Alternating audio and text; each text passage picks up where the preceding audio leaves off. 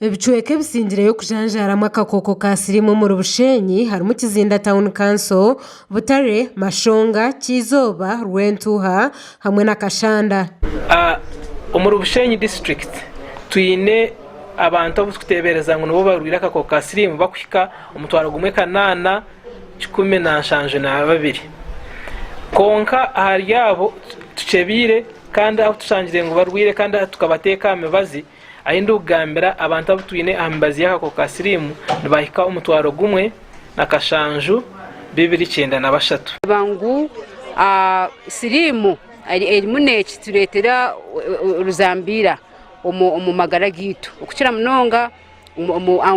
ankore region twemerire nka Bushenyi cyo kureberaho eine 8% ninga shobuchweka munana harigana ekiri kumanyisa ngo wakwatanka abantu igana ukabachebera Sirimu ndo ija kushanga abantu nka munana bine Sirimu cyo kiri kumanyisa bamwe abantu abarukutura nakakoko ka Sirimu abutwagambaho nabo bashobora embera yabo ebarukutura tendi omu ku bantu abandi nakabuka aka Sirimu mazena bono n'ekizibu ekyo emyaka egisuba 35 ninga bwe mundaba ndi kuddagala era ndi bulungi lwakuba ngondera amateeka g'abasawo bange. So I just continued joining the fellowships to worship, and that is where I got strength. Then after some time in 2005 I had to join a peer group, United Muslim Women Living with HIV/AIDS. And when we were in that group we did a lot of things. Ababasha b'abanyabushenyi okurgaye bakekebeza okumanya amagara gabo kugemerire ngo kandi bashanga barwire batandice kumereme bazi tukubiriza nti bantu bamanye their status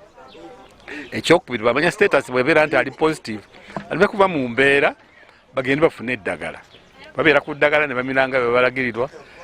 kitegeeza nti bajja kufa buno obulwadde ekyo kubiri tebajja kusiiga. Imengabirano RDC wa Bushenyi yashaba parlamento kurgaye kahinguza biru erabe neyamba habyamagara na mnonge bya AIDS okugira ngo barwanisa akakoko kabutakashire mu mwaka gwa 2023. As we go into this